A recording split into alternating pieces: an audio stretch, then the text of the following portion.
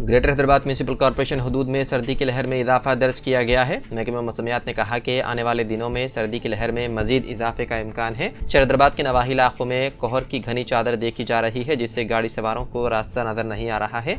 सुबह के औकात में सर्दी की लहर की वजह से आवाम को मुश्किलात का सामना है। शहर हैदराबाद के बशमूल अदला में भी इसी तरह की सूरत हाल का सामना है। हैदराबाद में जुमे की सुबह अकल तरीन दर्ज हरारत 18 डिग्री सेल्सियस दर्ज किया गया, जबकि गुज़िश्ता शब 14 डिग्री सेल्सियस दर्ज किया गया।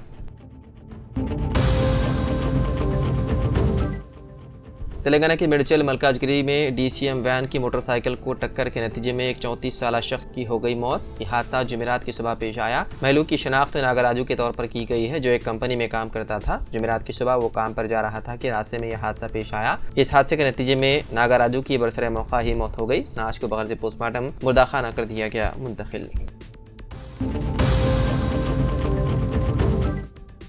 तरक्याती कामों की बिलों की मंजूरी में ताख़ीर से मायूस साबिक़ सरपंच ने खुदकुशी की कोशिश की। ये वाक़या तेलंगाना के ज़िले निर्मल में पेश आया। तफसीलात के मुताबिक इस सरपंच की शनाख्त चंद्रगौड़ के तौर पर की गई है। उसके अरकान ख़ानदान के मुताबिक गौड़ ने कीड़े मार दवा पीकर खुदकुशी करने की कोशिश की। हैदराबाद से वापसी के दौरान उसने कीड़े मार दवा पी ली थी। उसे निर्मल टाउन के एक अस्पताल में दाखिल कराया गया था। डॉक्टरों का कहना है कि 24 घंटे बाद ही उनकी तिब्बी हालत का अंदाजा लगाया जा सकता है। आपको बता दें कि चंद्रगौड़ ने साल 2023 में मुबैना तौर पर दोस्तों और रिश्तेदारों से रकम उधार लेकर पेम्बी मंडल हेडक्वार्टर में 25 लाख रुपए की सड़कों और दीगर तरक्याती काम करवाए थे। उसने मुतालिका हुकाम को बिल पेश किए। वो बिलों की मंजूरी के लिए काफ़ी परेशान थे।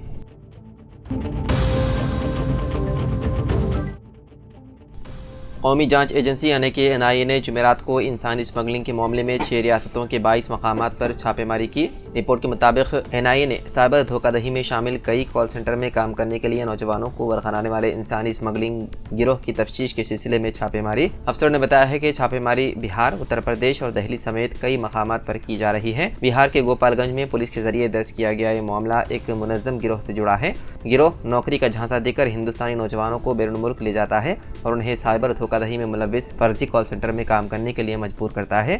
NIA ने मुकामी पुलिस से मामले को अपने हाथ में ले लिया। मुबैना तौर पर यह मामला रियासत के सरहदों और मुमकिन बैनुल-अक़वामी सतहों पर मर्दों, ख़वातीन और बच्चों की स्मगलिंग से जुड़ा है।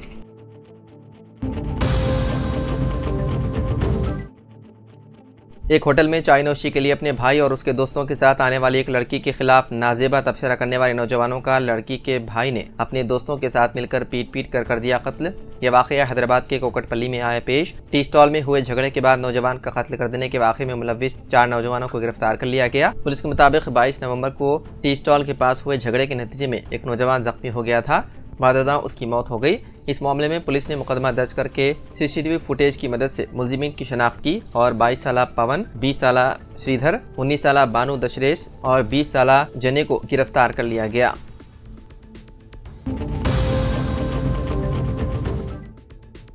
प्रियंका गांधी वाड्रा ने आज जुमेरात को लोकसभा की रुकनीत का हलफ ले लिया। लोकसभा की कार्रवाई शुरू होते ही स्पीकर ओम बिरला ने उनका नाम पुकारा और उन्हें लोकसभा की रुकनीत का हलफ दिलाया। कबल अज़ीं प्रियंका गांधी अपने वालिदा और कांग्रेस पार्लिमानी पार्टी की लीडर सोनिया गांधी और राहुल गांधी के साथ पार्लियामेंट हाउस कॉम्प्लेक्स पहुंची। बाद में वो राहुल गांधी के साथ लोकसभा गई, जहां उन्हें ऐवान की रुकनीत का हलफ दिलाया गया।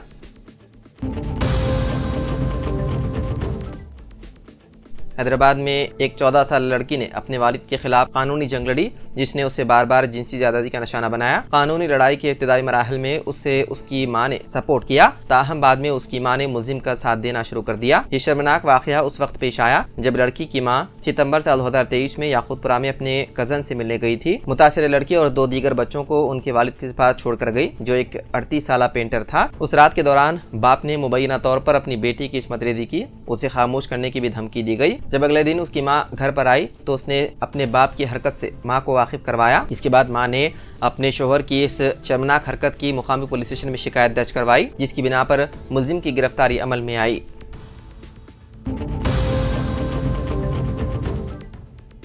बीआरएस 29 नवंबर को तेलंगाना भवन में तयशुदा दीक्षा दिवस की तैयारी कर रही है। पार्टी कायदीन बशमूल एमएलएस पद्मा राव गौड़ और तलसानी श्रीनिवास यादव ने इस मौके पर 4250 मोटरसाइकिलों पर मुश्तमिल एक बाइक रैली निकालने का ऐलान किया। तकरीब की तैयारी के सिलसिले में पार्टी कारकुनों के साथ एक मीटिंग मुनक्किद की गई ताकि दीक्षा दिवस की कामयाबी को यकीनी बनाया जा सके। इस रैली का चिलकलगुड़ा से आगाज होगा।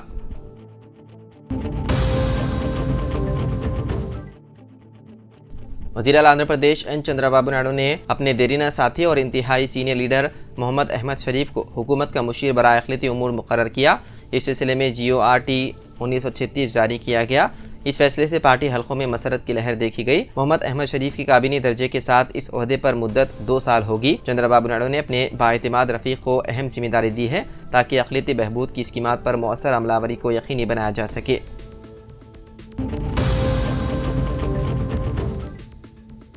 Telangana state drug control administration ने अद्वियात तैयारी करने वाली एक कंपनी पर धावा करके 1 करोड़ 33 लाख रुपए के एंटीबायोटिक्स का बहुत बड़ा जखीरा जब्त कर लिया।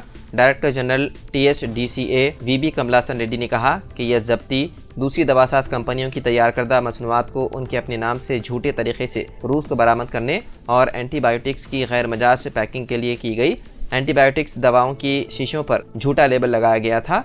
दवाओं को रूस को इस झूठे दावे के तहत बरामद किया जा रहा है कि इसे जोडास एक्सपोएम प्राइवेट ने तैयार किया। दीगर दवासाज कंपनियों की तैयार करदा यह एंटीबायोटिक्स जोडाक्स एक्सपोएम प्राइवेट के नाम से फर्जी तौर पर बरामद किए जा रहे थे।